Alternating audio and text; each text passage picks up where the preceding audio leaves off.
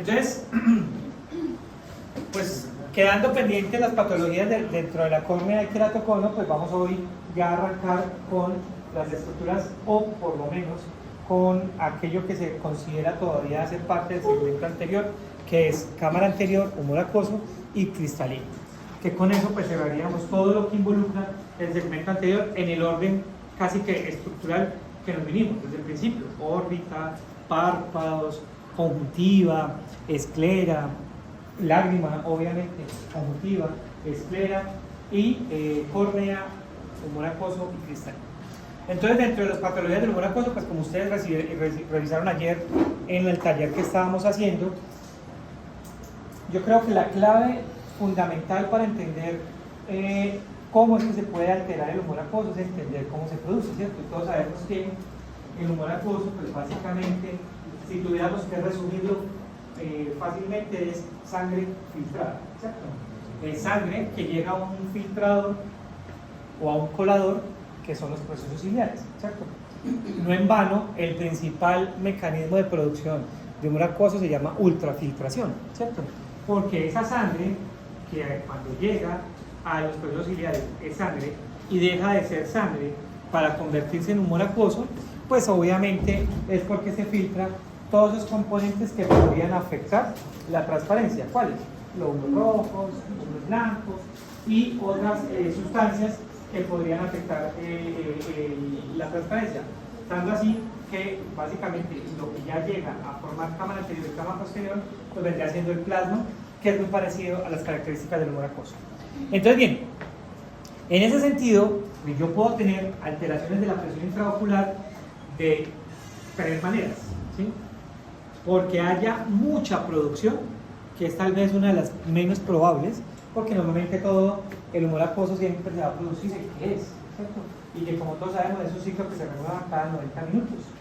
Desde que se produce, viaja por cámara posterior, pasa por pupila, viaja por cámara anterior y se va a través de la malla trabecular para volver otra vez a todo el proceso de circulación, que a los 90 minutos se va a recuperar. La segunda falla que puede haber es por eliminación, y cuando hablamos de eliminación, pues básicamente es por obstrucción, ¿cierto? Que ya vamos a ver esos diferentes tipos de obstrucción que hacen que esa humor acuoso no se me pueda eliminar. Y la tercera sería, en algunos casos, muy menos probables todavía que el primero, que haya falla de las dos, que haya mucho aumento, ¿cierto?, o mucha disminución en su producción y que haya dificultad en la eliminación, ¿cierto? Entonces, esas son las alternativas que podríamos llegar a presentar. Entonces, haciendo de pequeños recorderis que yo sé que ustedes ya vieron, pues también recordemos otras cosas importantes. Primero, que el humor acuoso es una sustancia, si se permite el término, que va fluctuando, ¿cierto? Y que tiene que ver mucho con los momentos del día. Resulta que el humor acuoso, niños, va muy de la mano de la frecuencia cardíaca. Y en ese sentido, ¿qué tiene que ver ahí? El ciclo circadiano.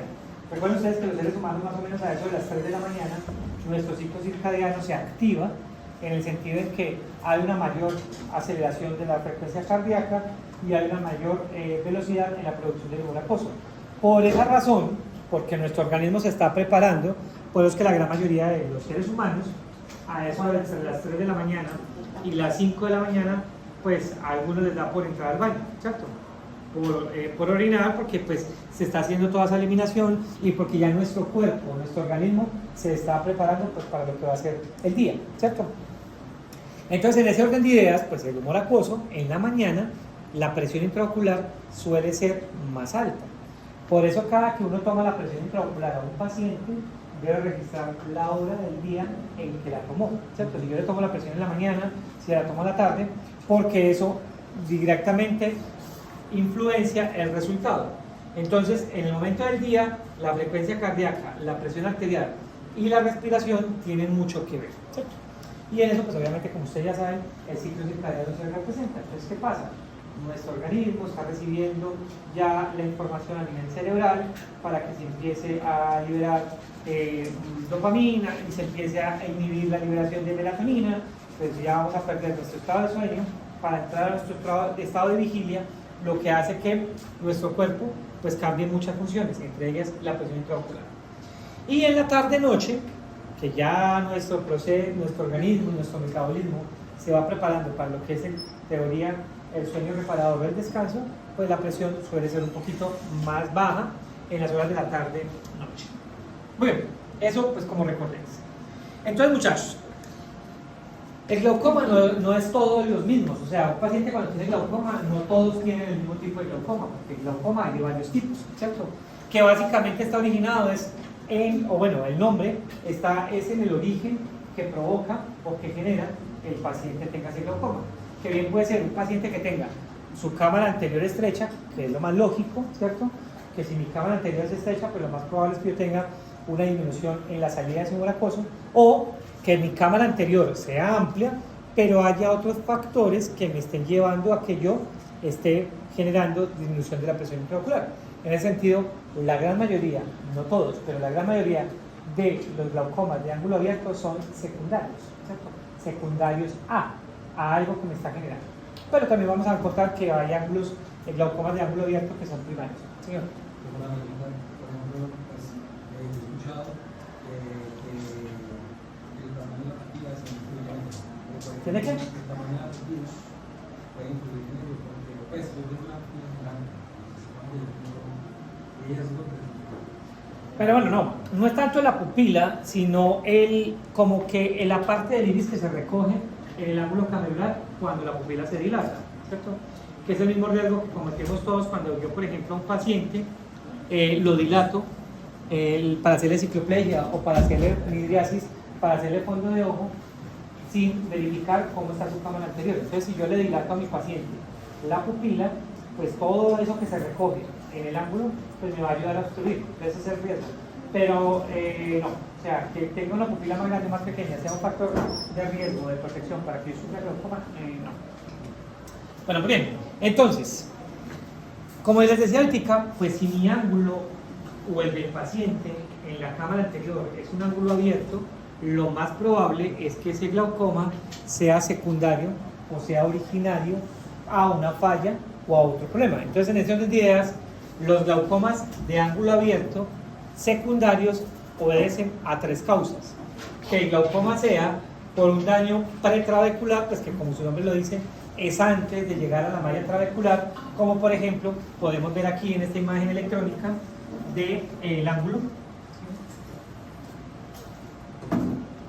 Aquí alcanzamos a ver cómo antes de la malla trabecular hay una presión que está haciendo que el iris me toque la córnea, haciendo que antes de la malla trabecular se tapone, se cierre, se bloquee, evitando que el humor acuoso se dé. Glaucoma trabecular, que pues ese glaucoma trabecular es el típico, porque es en el trabéculo donde está la falla, entonces es allí donde se está generando el taponamiento. Puede ser, por ejemplo, por efectos de un uso de medicamentos, como los esteroides, que de alta penetración llegan y se acumulan en la trabécula o en la malla trabecular, haciendo que no se pueda eliminar el humor acuoso. Y el último es el glaucoma post-trabecular, pues que ese difícilmente lo vamos a ver así en una imagen electrónica, porque pues obviamente está después del trabéculo, puede haber una falla anatómica, puede haber una falla metabólica, por ejemplo los vasos sanguíneos en la región uveoscleral están tan dilatados que generó el taponamiento, provocando que la presión intraocular se eleve. Entonces, muchachos, aquí hasta este punto, importante, que le estamos hablando de un glaucoma de ángulo abierto, lo más probable es que es secundario, ¿cierto? Porque lo lógico es que si yo tengo mi ángulo abierto, pues no haya glaucoma, ¿cierto? Porque es que en teoría lo que debería haber en la cámara anterior es un ángulo amplio para que el humor acuoso fluya sin ningún problema. Entonces, si yo tengo, a pesar de tener mi ángulo abierto, es decir, el ángulo, todos sabemos que es el ángulo que se forma entre córnea e iris, ¿cierto? Si ese ángulo mío es abierto y aún así yo tengo glaucoma, lo más probable es que sea secundario a, ¿cierto? A algo que me está generando que ese ángulo, a pesar de que sea abierto, no me permita la evacuación del humor acuoso. Entonces, en esas ideas hay tres formas de que pueda hacer. Antes de llegar a la malla trabecular, como ven ahí en la imagen, en la malla trabecular, que puede ser un paciente que tenía su ángulo abierto, estaba normal, pero el paciente abusó de su esteroide, de su dexametasona, y no se lo aplicó por 15 días como debía, sino que se lo aplica o lleva más de un año aplicando, como pasa mucho. a consulta a ustedes les van a llegar pacientes con sus goticas en el bolsillo o en el bolso o en su cartera y le van a decir así, miren, me estoy aplicando estas. ¿Hace cuánto? No, yo llevo un mes y cada un año y cada que se me acaba la compra y cuando va la mira, dexametasona, ¿exacto? O fluorometanol. No son pacientes que utilizan esteroides por mucho tiempo, tienen su ángulo normal, pero todos esos esteroides, todas esas moléculas, partículas, por su peso molecular, fueron y taponaron el ángulo. ¿Listo? Que ese sería el trabecular. Y ya el postrabecular, pues normalmente son pacientes que pueden ser secundarios a traumas, golpes, cirugías o pacientes que por alguna falla anatómica después de su malla trabecular generan taponamiento o obstrucción de esa salida del nervioso. Muy bien. Y dentro de los otros tipos de glaucoma, pues están los normales, los lógicos, los esperados que sean de ángulo cerrado, ¿cierto? Pero esos de ángulo cerrado yo también puedo tener secundarios y puedo tener primarios. Por ejemplo, como ven acá, un glaucoma secundario de ángulo cerrado puede ser por fuerzas posteriores o por fuerzas anteriores. Entonces, por ejemplo, usted llegó a consulta a un paciente, una mujer de unos tal vez 55 años, ¿cierto? Que llega a consulta,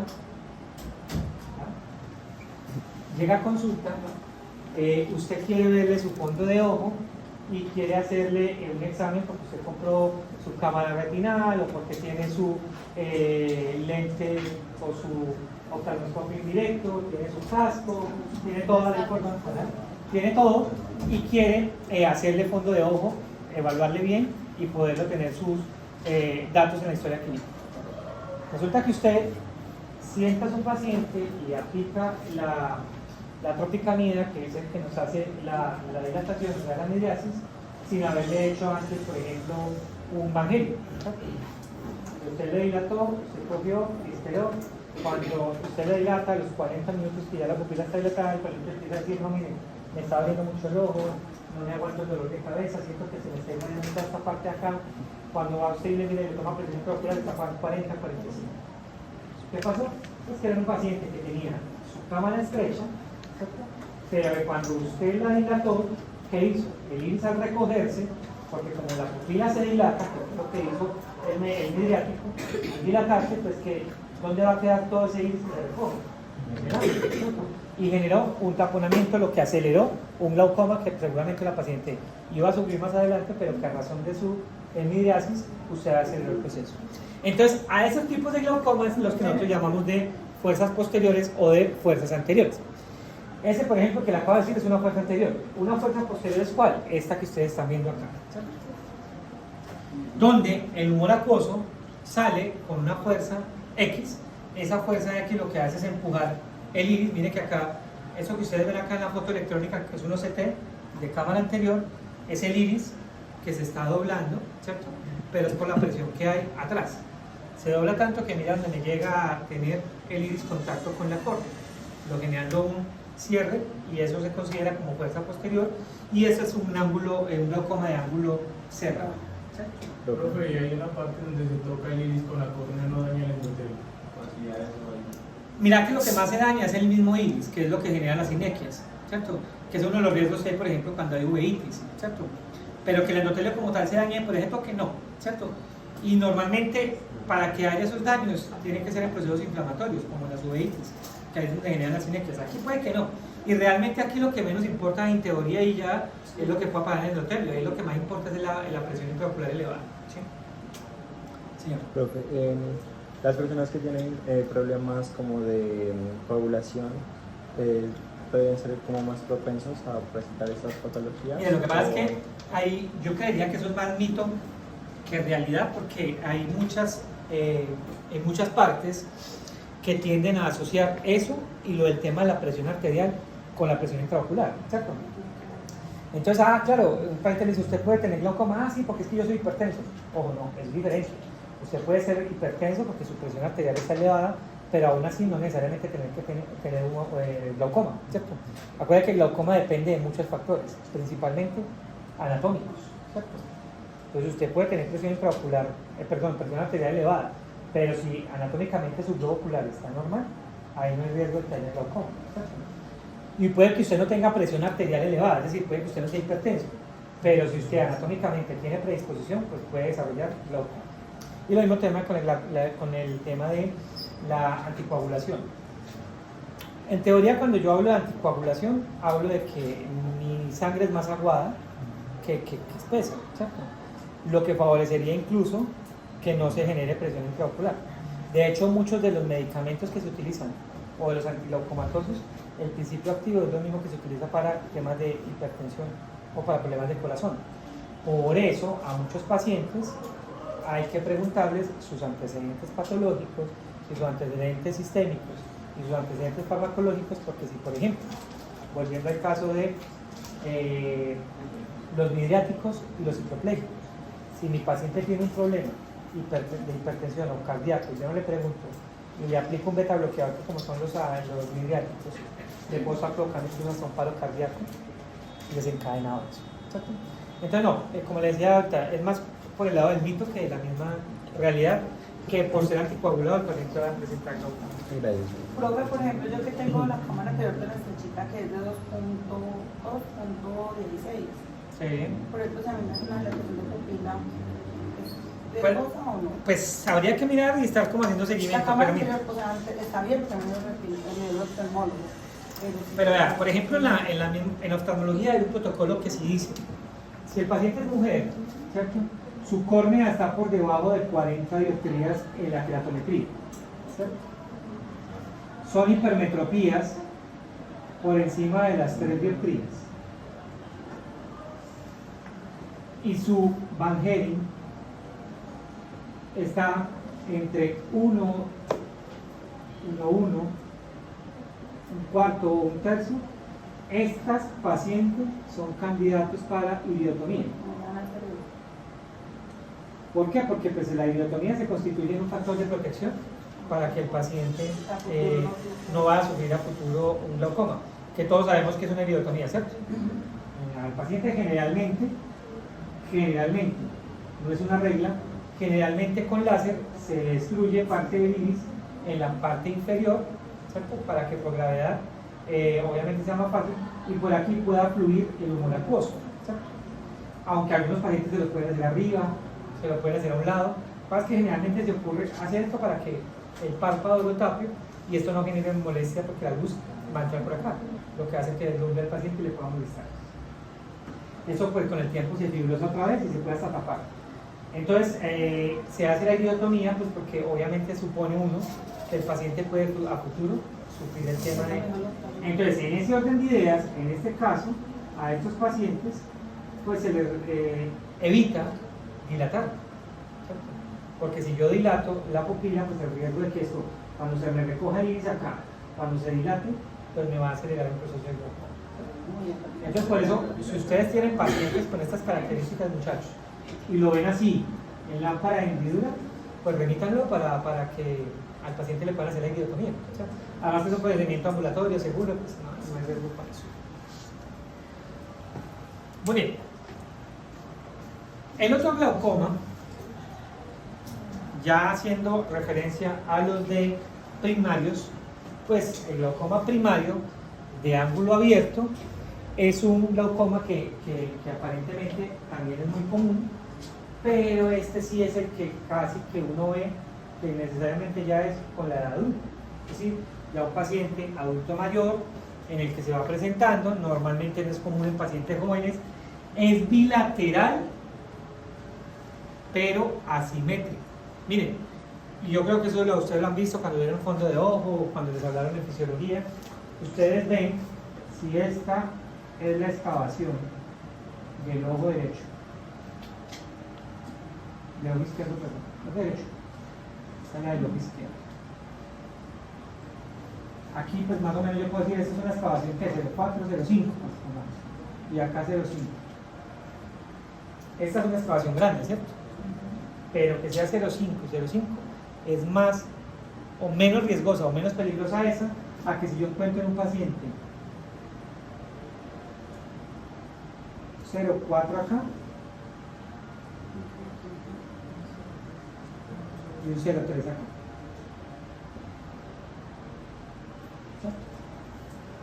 Pero es que está 0,5 y medio grados que están. Por ejemplo, hay etnias, comunidades étnicas específicas en los que por anatomía y fisiología sus excavaciones son amplias, ¿cierto? Y en ambos ojos es igual. Pero si yo tengo un paciente en el que el paciente me llega a consulta y un ojo es 0,4 y el otro ojo es normal o más pequeño incluso, hay más riesgo ahí, ¿cierto? Porque aunque el glaucoma es bilateral, es decir, yo nunca voy a decir el paciente tiene glaucoma en el ojo derecho y el ojo izquierdo no, es bilateral, siempre es asimétrico, es decir, está más avanzado en un ojo que en el otro, ¿cierto? Entonces por eso es importante tener en cuenta ahí. Además ya habíamos revisado en algún momento por qué es que el glaucoma afecta tanto la visión central, ¿cierto? Periférica. ¿Por qué es?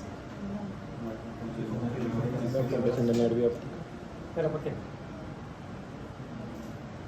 ¿Cómo es el proceso fisiopatológico? No, sí. Ahora, eso es lo que genera el glaucoma, obviamente, pero ¿por qué afecta visión periférica y no visión central? Por ejemplo?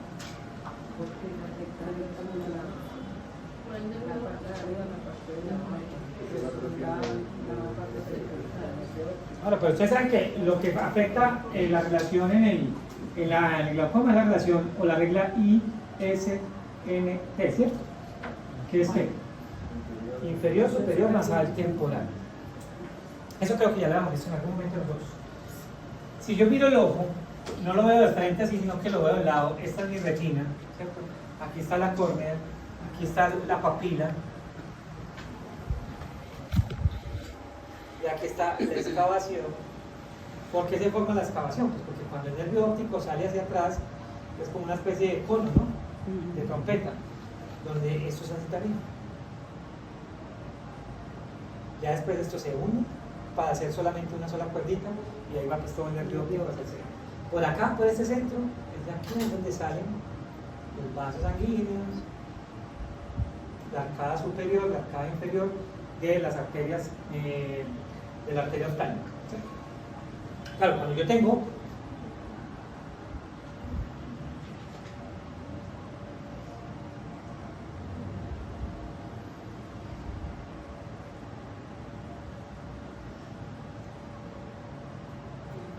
un ángulo abierto, aquí están mis procesos ciliares que me están produciendo humor acuoso, y el humor acuoso pues no tiene problemas en hacer su flujo de cámara posterior, pasar por pupila, llegar a cámara anterior y llegar a ángulo camerular. Aquí está, antes del trabéculo, trabéculo y posttrabecular, que aquí donde está la uveoscleral, las arterias, las venas, para ir a caer al seno cavernoso, donde va a ir a hacer todo el retorno venoso para nuevamente volver a llegar acá, nuevo, filtrarse y volver a repetir todo el ciclo, que como les decía Tica, eso dura 90 minutos.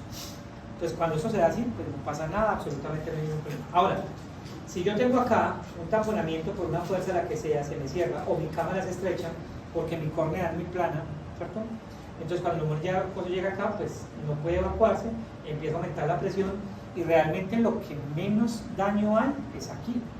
El problema más grande es acá, porque acá es donde se me disminuye el espacio. La fuerza que hace cuando la presión se aumenta es acá en el centro, para todos los lados, ¿cierto? Mi cavidad vítrea o mi área vítrea disminuye mucho el tamaño. Entonces cuando disminuye el tamaño, ¿qué hace? Esta presión me empieza a pegar aquí con fuerza, donde está ese huequito. Y este huequito, ¿qué pasa? Este huequito empieza, por la fuerza que me está haciendo, empieza a crecer así. Hacia arriba y hacia abajo, ¿cierto? Así empieza a crecer, o sea, la fuerza que me empuja hace eso. De hecho, esto es lo que hace que cuando el vasito llega acá, da toda la vuelta por acá y luego llega acá, que son los famosos vasos en bayoneta, que es muy característico de los pacientes que tienen glaucoma, ¿cierto? Entonces, cuando empieza a crecer hacia abajo y hacia arriba, pues empieza la excavación a aumentar, ahí donde decimos, no, es una excavación 0,5, es una excavación 0,6, una excavación 0,7, etc. Ahora, aquí tiene que ver mucho es cómo funcionan estas fibras nerviosas de este nervio óptico, valga la redundancia, donde todos sabemos que esta, si yo lo miro de frente, aprovechemos acá, si yo lo miro de frente, entonces ahora sí, la retina, está mi papila, está la excavación, las fibras del nervio óptico, que es una de las últimas capas de la retina, llegan a ese nervio óptico en este orden. Estas fibras, creo que ya las hemos mencionado en algún momento, yo no sé. Estas son las fibras papilomaculares.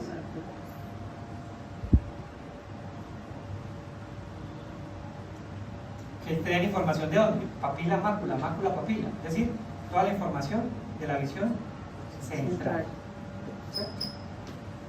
Hay otras fibras del nervio óptico que llegan a esa papila que tienen el mismo recorrido de las arcadas de las arterias, que son las fibras, de hecho estas fibras se llaman así, fibras arcadas. Fibras arcadas del nervio óptico superior y fibras arcadas del nervio óptico inferior. Y por último están las fibras radiales, que son las que traen información de la retina nasal. ¿Cierto? Entonces, cuando esta presión vítrea hace que mi cavidad vítrea se diluya y ahí empieza la fuerza a hacer presión sobre la excavación, ¿qué va haciendo esto? Haciendo esto. Va creciendo hacia arriba. Por eso la relación que se pierde es la ISNT. Primero se pierde inferior, luego se pierde superior, luego nasal y por último temporal. Entonces, cuando va creciendo, va haciendo esto. La temporal se sigue manteniendo intacta. Estas fibras arcadas traen información al nervio óptico ¿de dónde? De la visión periférica.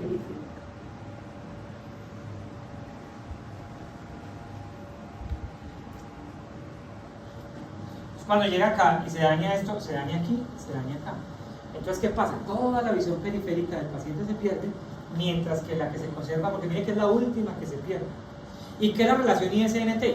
El anillo neural que se ve acá, entre la excavación y el borde de la papila. Todo esto se le llama lámina cribosa, que es el espacio que hay entre la excavación y la papila, o la cabeza de la papila, o los bordes papilares, ¿cierto? Que es lo que uno ve como amarilloso o blanquecino por encima de eso. Todo esto es el área que se va perdiendo. Entonces, cuando se pierde esta inferior, es porque aquí el espacio disminuye, acá el espacio disminuye, acá el espacio disminuye, y aún aquí se siguen conservando. Entonces, acá la visión central, que es la visión de la mácula, sigue viendo. Entonces, para un paciente con glaucoma, lo último que queda viendo es como si fuera un túnel. Porque esta, aún por muy llevado que esté el glaucoma, por muchos años, esta sigue intacta. Y todo eso se va perdiendo, ¿cierto? Entonces, por eso... Un paciente con glaucoma no puede conducir. Pues en teoría no. Lo mismo que si tuviera baja visión, pero aún así no. Por eso para un paciente el gol estándar para diagnosticarle que tenga glaucoma es que la campimetría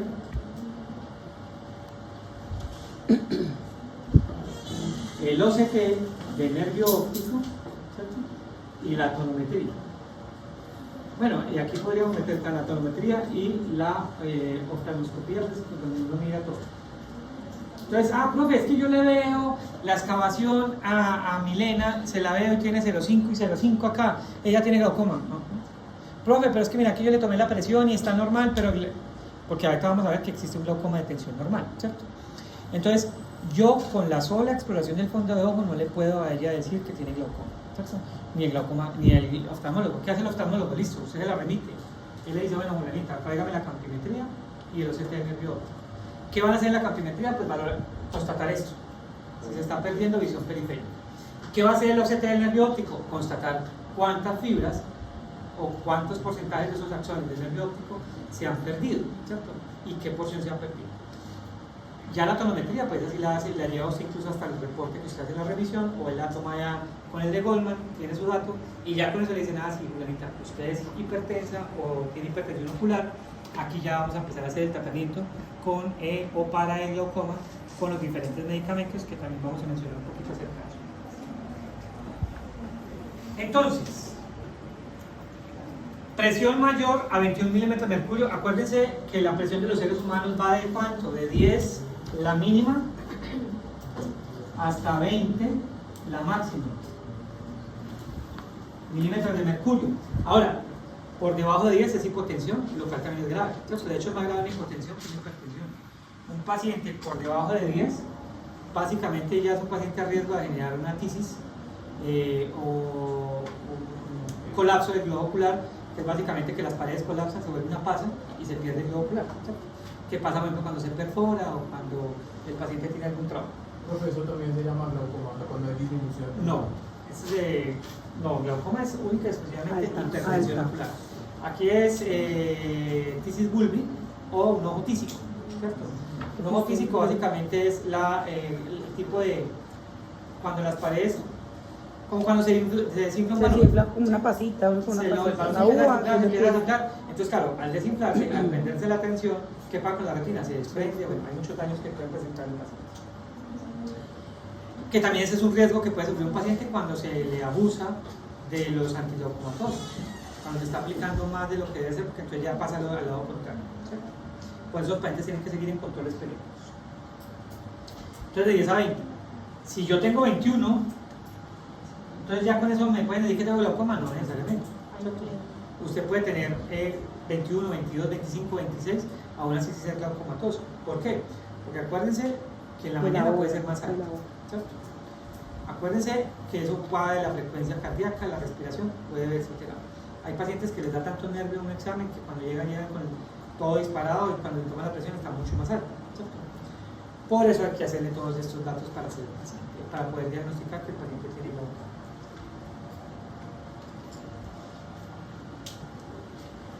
El daño a la papila óptica, pues es, como ustedes lo ven aquí, toda esta excavación, ¿cierto? Mire el anillo neural como se ve disminuido, esta es la cabeza del nervio óptico, la papila, y toda esta es la excavación, se ve la lámina cribosa, es decir, toda la parte final, y el campo visual pues obviamente está disminuido. El glaucoma de presión normal es un paciente que por más de que le tome la presión intraocular, sea con el de Goldman, sea con el neumático, sea con el de Perkins, sea con el que sea, siempre tiene la presión normal o bajita, pero cuando uno le mira el fondo de ojo está como está ahí, con una excavación completamente profunda. Por eso es tan importante, muchachos, la oftalmoscopía, ¿cierto? Por eso es que en un examen de optometría un paciente no se puede ir sin que uno le haga fondo de ojo. En optometría un paciente no se puede ir sin que usted le mire cámara anterior, así sea con lámpara de vidrio nomás, y con Van-Gogh y todo lo demás, ¿cierto? Porque el paciente puede que usted vea, no, es que mantiene la presión normal. Y ojo, que de pronto se me escapaba ahí un dato importante, los antecedentes, que eso va dentro de la anamnesis, ¿cierto? Por eso a los pacientes hay que preguntarles, venga, en su familia, cuando se está en el momento de la anamnesis, en su familia ha habido problemas visuales, y se lo tenemos que preguntar de manera que podamos llegar a la información, porque a veces es muy común y muy normal que los pacientes no sepan cómo se llama lo que tienen sus familiares. Ah, yo sí supe que a mi abuelita lo operaron de los ojos, o él terminó ciego y nunca supimos por qué, ¿cierto? Entonces uno tiene que empezar a preguntar, venga, bueno, ¿y usted ha escuchado en su familia, de pronto en abuelos, tíos, o personas adultas mayores que hayan sufrido o sufran de glaucoma, o que hayan sufrido de presión intraocular elevada, o que la presión del ojo ha sido alta? Ah, mira que sí, mi abuelito se aplicaba unas gotas porque él tenía eso, glaucoma, ¿cierto? ¿Por qué? Porque el antecedente familiar de glaucoma multiplica las posibilidades de que un paciente pueda sufrir glaucoma, porque el glaucoma es altamente hereditario. Si hay glaucoma en la familia, si es hipermétrope alto, si es una córnea plana, pues ahí hasta que se demuestre lo contrario, es un paciente que sí o sí va a sufrir glaucoma, lo cual tampoco pues lo está casi que sentenciando de por vida, porque ustedes saben que eso se puede manejar, se puede controlar y se puede a tiempo tratar de manera adecuada.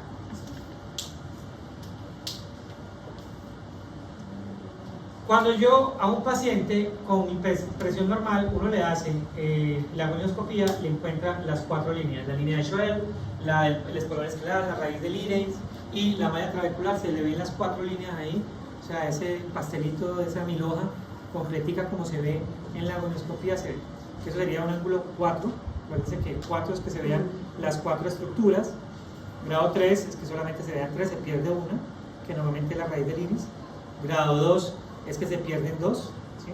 La línea de Schwell y la raíz del iris, grado 3 el espolón escleral, y grado 4 es que ya no se ve ninguna, ¿cierto? Grado 0, perdón, es que ya no se ve ninguna. Entonces ahí uno mira y hay que evaluar en gonioscopía los 4 cuadrantes, porque ustedes si le miran solamente abajo o arriba, no, pero está bien, sí, pero yo puedo tener el ángulo estrecho porque en la parte nasal o en la parte temporal se pierde, ¿cierto?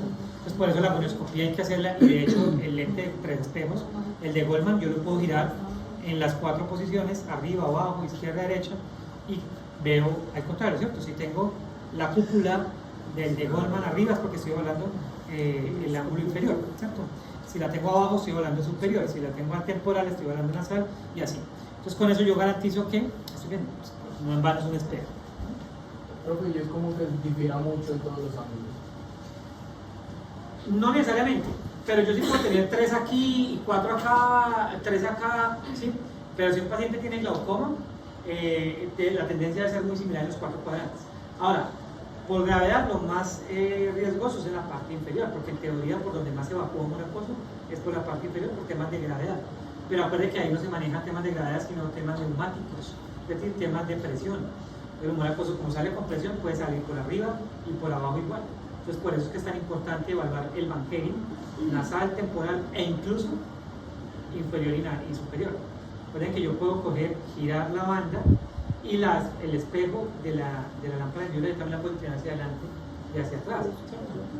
Abajo ustedes levantan la pestaña que tiene en la parte de abajo y el árbol se me puede mover hacia adelante o hacia atrás para yo también hacer una exploración vertical, que también debería ser muy importante. Muy bien. Y está uno de los más comunes, pues es tal vez el que más podemos encontrar, que es el glaucoma primario de ángulo cerrado. ¿Cierto? Primario es porque el ángulo cerrado fue el que causó eso, es decir, anatomía.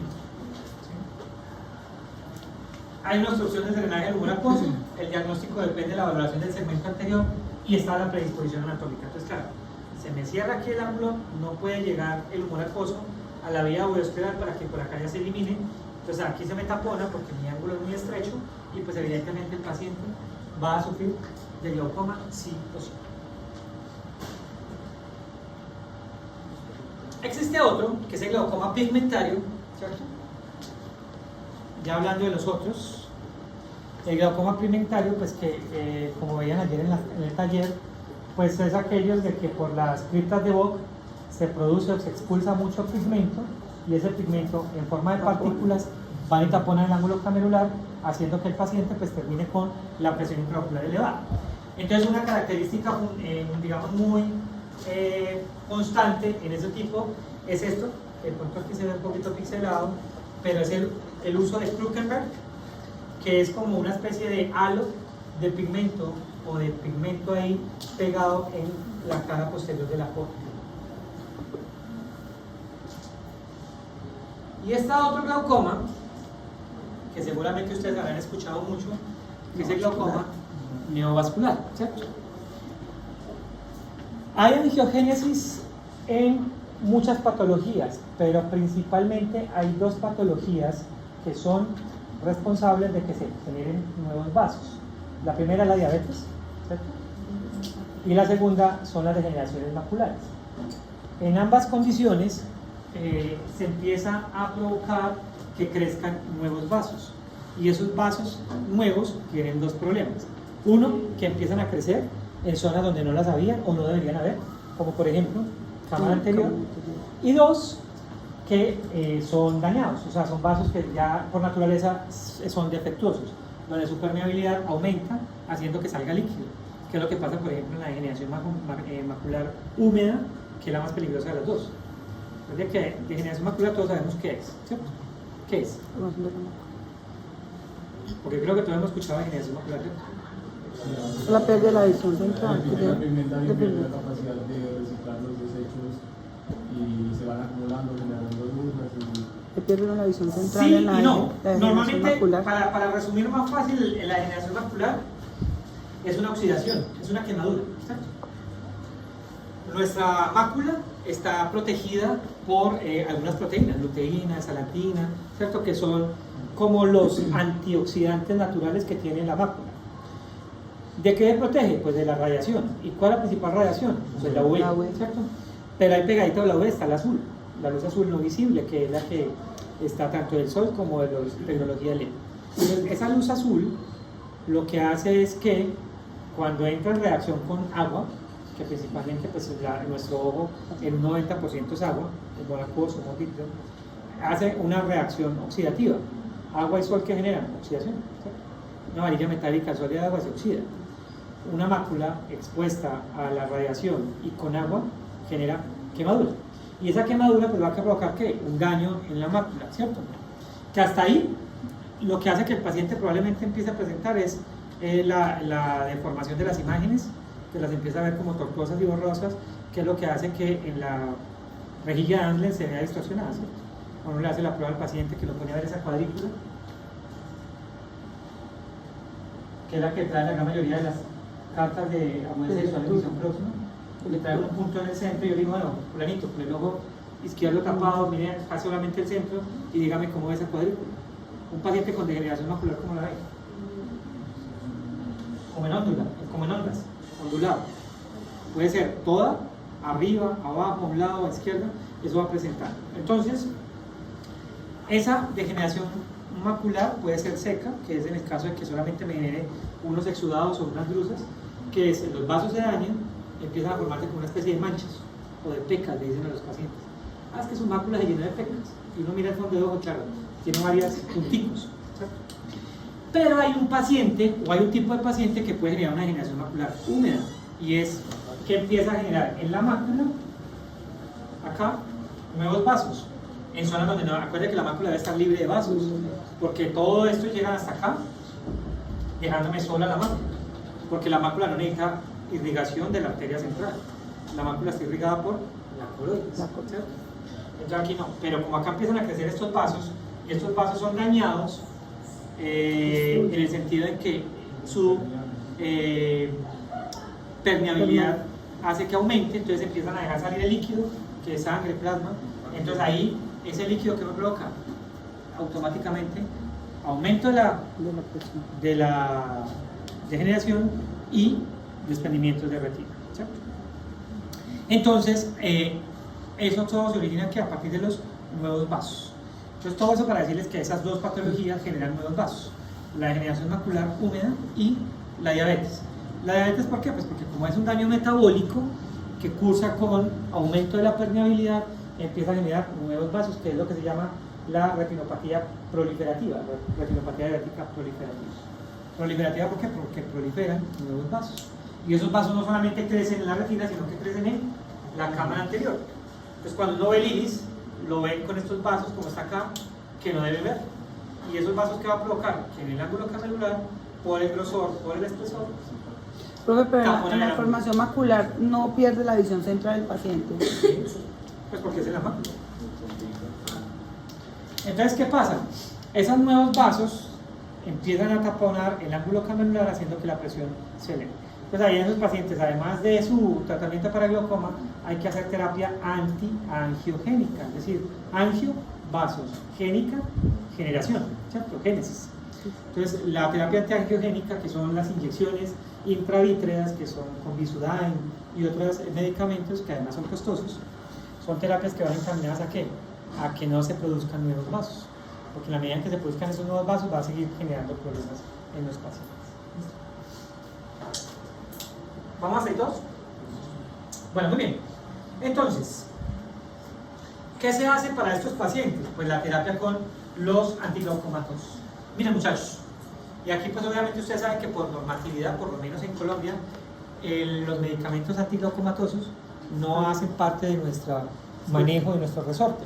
Sin embargo, dentro del cuidado primario ocular, que la misma ley lo contempla, pues digamos que esos mecanismos de emergencia que a veces ocurren, pues se pueden hacer, ¿cierto?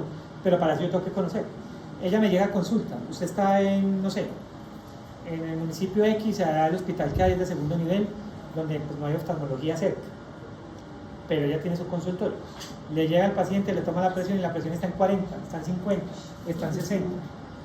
La cita más cercana puede ser o muy lejos en términos de recorrido o muy lejos en términos de tiempo, pues porque su EPS o su sistema de salud no le da la cita rápida, que normalmente para oftalmología no es tanto problema. Hay que hacer algo, ¿cierto? Y la medida de emergencia es por lo menos bajar la presión intraocular.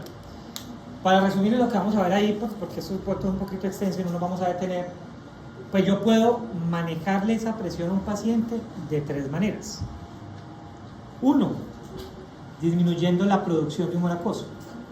O sea, si yo a ella le disminuyo que el humor acuoso que se produzca, hagamos para que ustedes se hagan una idea, ella produce 1 litro de humor acuoso y yo se lo bajo a la mitad, pues ahí estoy garantizando que la presión baje, ¿cierto? 2, aumentando la eliminación. Entonces, ¿yo qué hago? Un medicamento que en la malla intravehicular, a la vía uveoscleral, se abran más y se eliminen más rápido, ¿cierto? Y 3, un fármaco, que en teoría ya ustedes deberían hacer como el análisis, pues sería el más agresivo de todos, un fármaco que me haga los dos, que me disminuya la producción y que me aumente la eliminación. O sea, si yo utilizo un fármaco de esos, eso es en cuestión casi que de segundos que le baja la presión a un paciente. Yo le pongo un fármaco que me haga los dos mecanismos, baje la producción y aumente la eliminación, pues ¿qué va a hacer eso? De una, va a bajar la presión del paciente. Entonces, en esa medida existen esos 3 tipos de medicamentos. Y a esos son los agentes adrenérgicos, que son agonistas indirectos. Acuérdense que ahí la palabra agonista y antagonista puede hacer referencia a que agonista hace lo mismo que un neurotransmisor y antagonista pues hace lo contrario, ¿cierto? Ese es un agonista indirecto, como la aflopridina, que el nombre comercial es la iopidine. Esta disminuye la producción del humor acuoso y la presión venosa, el episteral, y aumenta el flujo intravehicular. Este se usa a corto plazo en procedimientos quirúrgicos. La verdad, básicamente es en esos pacientes que, por ejemplo, por una cirugía de catarata intraquirófano, la presión se le sube por cualquier motivo, seguro cuando lo dilataron o la manipulación o el mismo procedimiento, al paciente se le sube. Pues se le aplican eso intraquirúrgico y le baja la presión, porque mire que además este es fuerte, ¿no? Disminuye la producción y aumenta la presión venosa epistelar, aumentando el flujo. Los otros, que son muy comunes, un agonista indirecto, disminuye la producción del humor acuoso y aumenta el flujo veoscleral, como la brimonidina, que yo creo que ustedes lo han escuchado. La brimonidina es un fármaco que viene y tiene un efecto secundario. ¿Quién sabe cuál es el efecto secundario que tiene la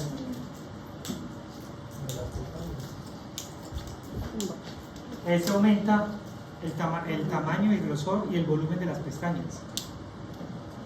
Aumenta de manera exagerada. Mira que yo les decía que incluso termina uno cortándole las pestañas al paciente. Que ese era el principio activo que tenía la Tidex, que era el medicamento que se usaba para crecer las pestañas. Que pues obviamente lo sacaron, el INVIMA les tumbó la licencia a ese, cuando pues ya se pudieron verificar que el principio activo de ese crecimiento de pestañas era un antiglaucomatoso. Entonces pues obviamente no autorizaron.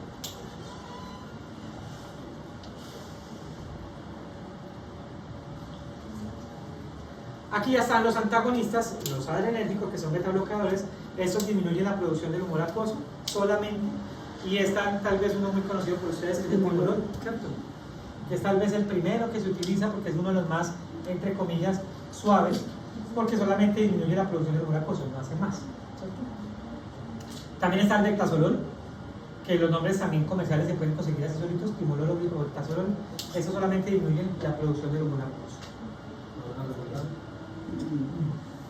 Pues en el ejemplo que usted dio el caso del paciente con una presión regular y se da emergencia y hay que usar esto, pues digamos que uno podría hacer como para hacer algo y en teoría no hacer algo tan grave, en caso de cada complicación, utilizar eso en una suave, ¿cierto? Pero si yo tengo un paciente con una presión de 60 o más, porque a mí me ha tocado ver pacientes, incluso, yo no sé por qué, pero eso es un tema que yo diría cultural o psicológico. Hay pacientes que ya saben que tienen glaucoma, ¿cierto? Hay pacientes que ya han estado en tratamiento por glaucoma, pero o no son adherentes al tratamiento, es decir, no son juiciosos con ellos, o no vuelven a controles, ¿cierto? Entonces cuando van a hacer así, me mandaron una, pero yo no me la volví a aplicar, y le toman la presión, y ya mañana ni siquiera les duele, le toman la presión 40, 45, pues es grave, ¿cierto? Entonces ahí toca inmediatamente, porque además una presión así, aparte de dejarlo ciego, ¿qué más puede pasar? catarata. Un paciente con un glaucoma de ese nivel puede provocar catarata rápido. lo que empeora la situación. Claro. No, pero a lo que yo iba era, si la aplicamos ese inmediatamente irse a Parisita o... Pues es que lo ideal es eso, o sea, lo que usted hace, y es lo que yo estoy viendo no es porque lo tengan que hacer, o sea, lo ideal es que el paciente se vaya de una para revisión. Estoy hablando en casos en que probablemente no hay forma de que el paciente acceda a una consulta rápido, pues ustedes, digamos, dentro del cuidado primario, que eso sí está en la ley 372, y ese sería como el escudo, es que la 372 nos dice a nosotros que somos agentes del cuidado primario, ¿cierto? Y el cuidado primario ocular incluye eso, las urgencias. Entonces, y en el caso también cuando llegue una urgencia, cada cuánto, por ejemplo, el timolol que es de las madres. El timolol se aplica para ir 2 veces al día. Es que de hecho la gama de los antileucomatosos básicamente son 2 veces al día, mañana y tarde, mañana y noche. Existen otros que son los inhibidores de la anhidrasa carbónica. Esto es activa directamente sobre la bomba sodio-potasio, que acuérdense, no sé si ustedes se acuerdan, en la fisiología del humor acuoso, que mediante el gasto de ATP es que se produce humor acuoso, ¿cierto? Si yo voy y utilizo un fármaco que me afecte directamente esta bomba sodio-potasio, pues la producción de humor acuoso se me va a alterar, es decir, se me va a disminuir, ¿cierto? Entonces, estos lo encontramos sistémicos en pastas, la cetazolamida, ¿cierto? Y en gotas la orzolamida, que también es muy común, ¿cierto? Que también es un medicamento que se puede utilizar de manera inicial ante un glaucoma.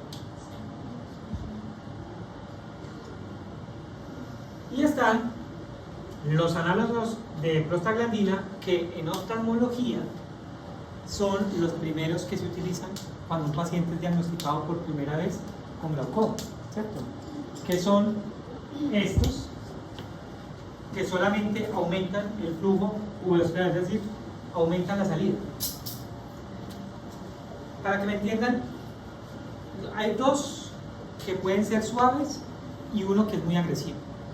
¿Cuáles son los suaves? Los que o solo me disminuyen la producción o solo me aumentan la eliminación. ¿Cuáles son los fuertes? Los que me hacen las 2 cosas. Pero dentro de los suaves hay unos más seguros que el otro. ¿Cuál es más seguro? El que solo me interfiere en la salida, o sea, este, que solo me permite que salga rápido el humor acuoso sin afectarme la producción, ¿cierto? Ese es este, solo me aumenta la salida, no me afecta la producción, por eso se constituye en la primera línea de tratamiento para el glaucoma, ¿cierto? Y está, seguramente ya lo han escuchado, latanoprost, travoprost y vinagropros, ¿cierto? Que son análogos de prostaglandina y son fármacos muy seguros en esos pacientes y que requieren pues un control periódico para ellos. Y por último tenemos los agentes osmóticos, que esto básicamente son los que yo les decía que incluso pueden tener afectaciones a nivel cardíaco, porque se utilizan o pueden generar efectos secundarios a nivel del corazón. Por eso se utilizan básicamente a corto plazo o en procesos de cirugía, como el manitol, ¿cierto? Produce diuresis osmótica, es como si fuera un diurético, ¿cierto? Para eliminar más líquido, ¿cierto? Entonces ahí va a generar eso. Y como les decía, precaución en pacientes con problemas cardiovasculares. Muy bien. ¿Preguntas ahí? Sí, profe, el glaucoma puede causar edema en la córnea. Un glaucoma sí, y puede provocar algo ¿Por qué? que se llama falla endotelial, que me provoca unas bulas, y esas bulas rompen. Volviendo acá, la presión aumenta tanto que hace que en mi córnea o el endotelio empiece a entrar humor acuoso. Entonces el humor acuoso empieza a entrar, genera una descompensación endotelial en el paciente, y ese humor acuoso se empieza a acumular en forma de burbujas en el estómago. Esas burbujas explotan, y cuando explotan rompen las terminaciones nerviosas. El dolor es impresionante para un paciente. Esto se llama bulas. ¿En cuánto tiempo puede romper? Eso es muy relativo. Eso es muy relativo, pero cuando un paciente yo le hago la parendidural, le hago, por ejemplo, con retroiluminación, pongo atrás la luz para que se devuelva, por ejemplo, atrás en el iris, para que se devuelva, uno ve una especie de burbujas que se ven con sombrita. Esas bulas rompen, generan mucho dolor al punto de que los pacientes prefieren en ese momento, porque así lo dicen los mismos cardiólogos, que le saquen el ojo, porque el dolor es impresionante. Es un dolor intenso. Entonces la idea es evitar que un paciente llegue a ese punto. Pero eso tiene que ser ya mucho tiempo, ¿no? Sí, pero pasa. Eso mismo pasa en el cristalino, lo que pasa es que el cristalino genera catarata, ¿cierto? Y como el cristalino no tiene terminaciones nerviosas, pues no duele. Pero sí genera pues un daño del cristalino que puede empeorar la situación, porque cuando yo tengo una catarata, a raíz de esto, se vuelve tan denso el cristalino, una catarata tan hipermadura, que se rompe, ¿cierto? Y me puede provocar otro glaucoma, que es el glaucoma facolítico, es decir, todos estos pedazos se rompen y van y me taponan aquí en la ángulo. O sea que aumenta más todavía el problema del paciente que estaba iniciando. Y esos pacientes que terminan descompensados, ahí es donde pierden el globo ocular. Eso es lo que hay que evitar que se pase todo Una eso. pregunta, Señor. esas cositas o las agujas Porque no creo pueden que generar no. opacidad de la córnea. Sí, pues para ver si se rompe. La verdad es que ahí ya lo menos, pero digamos lo que menos importa es si o se pone opaca o no. Es el mismo problema como el de base. Pero ahí lo que provoca es básicamente un edema, que ese edema hace que toda la córnea como tal se vea blanca. Además, a muchos pacientes de esos, el final es ponerles un lente terapéutico, cosmoprotésico. Un lente de contacto encima para que ya no les moleste tanto el parpadeo, ya el paciente queda con la córnea blanca, con su leucoma y ya ahí pues obviamente con su globo ocular perdido. Muy bien, preguntas ahí. Y para terminar, en estos 10 minuticos que nos quedan, porque esto la verdad es muy cortito, esto lo vamos de pronto a revisar un poquito más adelante cuando veamos lo de lámpara de hendidura, porque lámpara de hendidura, Con usted se llama lámpara hendidura, ¿eso qué pues no es que lo hayamos, no sea esto, sino que lo vamos a ver como bonus track.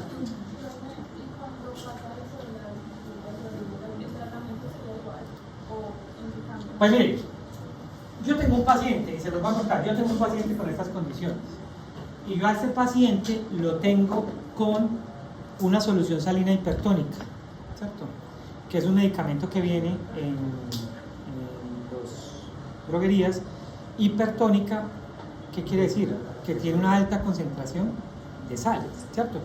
Pues cuando yo le aplico a ese paciente, ¿qué hago? Genero ese hipertónico, genero un desequilibrio osmótico, haciendo que me salga ese líquido de ahí y tratando de mantener estable la córnea para que la córnea no se vaya a descompensar de todo. Porque seguramente el paciente, la idea es que en un momento dado, si todo se da, termine en trasplante corneal, ¿cierto? Un trasplante corneal porque la córnea pues ya se pierde y hay que evitar eso. Y pues ese paciente tiene catarata, tiene glaucoma y tiene esta condición así. Lo que pasa es que ya es un adulto mayor y tiene una complicación sistémica del sistema nervioso central, donde la cirugía todavía no es segura para el paciente. Entonces, el paciente hay que manejarlo así. Entonces, el paciente está con un medicamento que se llama Critatec,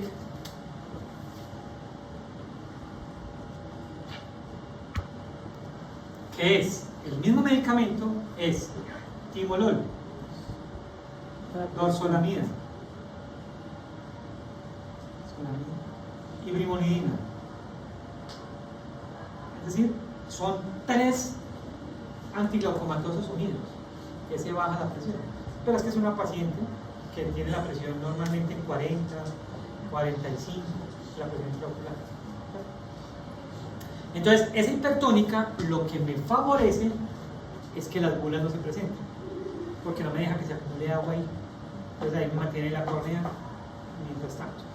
Pero bueno, de pronto les, perdón. Y ese es pero para responderle a Salomé, ese sería el tratamiento como inicial, ¿cierto? Obviamente ella tiene que seguir con su antiglaucomatoso, con su control y con su chequeo para mirar que no haya descompensación. De pronto lo de las bulas no se puede, o sea, curar, que digamos un tratamiento ya no le vuelve a nadar o no. Pues sería sellando el endotelio, cosa que es difícil, por eso toca hacerle trasplante. O disminuyendo la presión intraocular para evitar que el paciente siga volviendo a presentar esto. Pero no es complicado. ¿Queda, profesor? ¿Estamos? Bueno, muchachos. Entonces, como les decía, por último, las patologías de cristalino Pues aquí no vamos a hablar ni de la fisiología del cristalino, que ustedes ya la conocen, que el cristalino tiene una cápsula, que es la elástica, que es la que permite pues todo el tema del cambio de la forma, un epitelio que sintetiza esa cápsula, una corteza y un núcleo, ¿cierto? Que ese núcleo es el mismo desde el nacimiento hasta la muerte, bueno, hasta que el cristal no dure, caso tal de que el paciente sea operado de catarata. Entonces, un paciente puede tener catarata de dos maneras, o adquirida o congénita, ¿cierto? Siendo más común la adquirida. Dentro de las adquiridas, pues obviamente están las cataratas relacionadas con la edad, y esas cataratas pues son las que nosotros conocíamos, incluso todavía en el código EI10 que ustedes buscan en las historias clínicas, todavía se cataloga así como catarata senil, ¿cierto? Catarata senil pues obviamente es relacionada con la edad. Y esa catarata pues puede ser en cualquier parte, puede ser subcapsular, que cuando hablamos subcapsular es que es en la cápsula posterior, capsular, que sería en la cápsula anterior, nuclear, que sería en el núcleo, o cortical, que sería en la corteza. ¿De qué va a depender el nombre? Pues de la ubicación. ¿Y cómo va a saber yo la ubicación? Pues con la exploración en lámpara de Indian, ¿cierto? Entonces, como ustedes ven acá, esta es córnea, esta es cámara anterior, aquí está cristalino, pues aquí no se alcanza a ver, pero aquí es como si la lesión o la opacidad estuviera en cámara anterior. Vamos a ver un poco de imágenes. Por ejemplo, esta, básicamente ustedes ven como una sombra grisácea cuando ven la pupila. De hecho, uno hasta por fuera de la lámpara de vidrio, uno le mira la pupila y la pupila es gris. O sea, no es negrita como normalmente la vemos, sino que es grisácea como está acá. Muy bien, entonces, una catarata nuclear es que solo y exclusivamente el núcleo. Usted lo va y lo mira, cuando le hace retinoscopía le da un punto en el centro, negrito. Cuando ve lámpara de hendidura, el punto está central, no está en la periferia.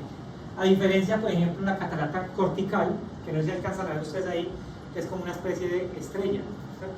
Que es en la corteza, porque tiene la misma forma de la dirección. La catarata cortical en estrella normalmente está asociada a traumas generalmente golpes o choques eléctricos. Entonces esos pacientes, por ejemplo, que tienen son soldadores por ornamentación, desarrollan cataratas corticales. Paciente que tiene un trauma por onda explosiva genera catarata cortical. Aquí una vez un estudiante que tenía hoy una catarata cortical, pero fue porque yo creo que les comentaba, bueno, creo que el mes pasado, con una papeleta que le estalló esa de pólvora de Navidad, le dicen, le estalló en la mano y la onda explosiva le generó una catarata cortical. Porque es la electricidad. ¿Cómo? Porque la electricidad. La electricidad porque son radiaciones ionizantes, y las radiaciones ionizantes y no ionizantes rompen las fibras que hay a nivel de la corteza y empiezan a generar esas condiciones. Por ejemplo, los que trabajan con rayos X, pues tienen que tener su protección. Los que trabajan con soldadura, ¿sí? Porque ese tipo de radiación, por las longitudes de onda, afecta exclusivamente la corteza, no la cápsula anterior, no la cápsula posterior, sino la corteza. Entonces, la adquirida se clasifica de acuerdo a la ubicación nuclear, cortical o capsular, ¿cierto? Y también de acuerdo a el estado de madurez, que ustedes habrán escuchado que dice catarata senil incipiente. Incipiente es que apenas está creciendo. Madura es que ya está para temas de cirugía, e hipermadura es que ya está, como el caso que les está hablando aquí, que se puede romper, ¿cierto? De hecho, eso va muy de la mano de la agudeza visual. Un paciente con agudeza visual que con su mejor corrección alcance un 20-40 no lo operan todavía. Si un paciente tiene catarata y con su mejor corrección tiene una agudeza visual menor a 20-40, ya es candidato para cirugía, porque la cirugía es el último recurso. Madura, pues que se ve así, de hecho empieza a coger un color amarillento, porque se ve como amarillo. Acuérdense que el amarillo es el que filtra el azul, ¿cierto? Por eso los lentes de filtro azul son amarillos, el que está viendo se vuelve amarillo, pues porque es el filtro natural que tenemos los seres humanos para esa radiación azul, ¿cierto? Por eso nos da catarata. Y la catarata hipermadura ya se vuelve completamente magra, blanca, y eso es que está viendo que hay una posibilidad que me genere pues un glaucoma factorial. Hay cataratas que no necesariamente están relacionadas a la edad, que por eso se conocen como presenil, pero sí están desarrolladas a través de otras alteraciones. Diabetes, por ejemplo, todos sabemos que la diabetes es un factor de riesgo para glaucoma, para catarata, ¿cierto? ¿Por qué? Pues porque se acumula glucosa en cristalino. Se activa la vía del sorbitol. Recuerden que la vía del sorbitol es uno de los responsables de mantener la transparencia con las células cristalinianas, con todo lo que ustedes conocen.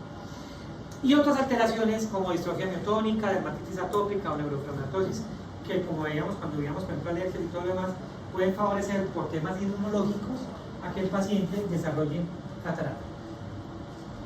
Entonces mira, aquí está, ¿se acuerdan la estrellita que les mencionaba ética? Esta es la cortical y generalmente está por traumas penetrantes, confusión que son golpes secos, choques eléctricos o rayos, que es lo que les mencionaba ética, radiaciones ionizantes o radiaciones no ionizantes como la infrarroja, pero pues por eso es que todos los pacientes usan hoy protección. Un soldador que no utilice su careta, pues está casi que destinado a sufrir de catarata. Y existe otra catarata que puede ser provocada por fármacos, que son los esteroides, como ya habíamos hablado, o algunos medicamentos para temas de enfermedades autoinmunes y del sistema nervioso central, como la clorpromazina, el busulfano, que es utilizado para leucemia, la amiodarona, que se utiliza para arritmias cardíacas, el oro, que se utiliza para artritis reumatoides. Aquí también cabe la cloroquina. Ustedes saben que la cloroquina es muy tóxica, tanto para la retina como para el ojo, y el oropurinol, que es para el ácido úrico aumentado en sangre. Entonces una catarata por fármacos, pues básicamente es muy similar a todas las demás. Puede dar en cualquier parte, puede dar nuclear, capsular, y pues obviamente la causa es la única que cambia su clasificación. Tratamiento para la cirugía, obviamente la mejora de la agudeza visual. En tratamientos pues existen dos tipos de cirugías, la facoemulsificación y la extracapsular. Voy a mirar a ver si de pronto les encuentro un dedito de ambas para que lo veremos la próxima. Indicaciones cosméticas, a veces a los pacientes no les gusta verse con el iris, con la pupila blanca, a veces ni siquiera el ojo funciona, simplemente se opera para que no se le vea así, se le coloca lente intraocular. Por lo tanto es muy importante hacer biometría, que es calcular cuál es el valor que debe tener ese lente intraocular. ¿Y eso sale de dónde? Del tamaño que tenga el eje anteroposterior, ¿cierto? Y poder calcular cuánto es como que el reemplazo del cristalino. Pero eso de calcular, que quede viendo bien o de lejos o de cerca. Y pues obviamente tener en cuenta todo lo de la presión intraocular, las respuestas pupilares, etc.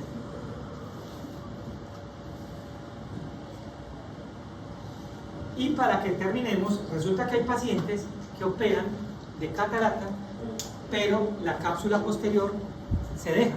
Es decir, todo lo de cristalino se saca menos la cápsula posterior. Esa cápsula posterior sirve de reposo o sirve de sostén para el lente intraocular. Pero con la edad y con el tiempo, esa cápsula se pone otra vez opaca y se ve así como ve acá. Todo adelante muy brillante, porque el lente intraocular es brillante, pero atrás se ve opaco. Entonces aquí procede lo que se llama la capsulotomía, ¿cierto? Que es que con láser le hacen un roto en la cápsula posterior para que el paciente vuelva a ver, que es lo que a muchos oftalmólogos lo llaman, no debería ser así porque eso brinda confusión a los pacientes, que es limpieza del lente. Hasta usted hay que limpiar el lente intraocular porque se le ensució.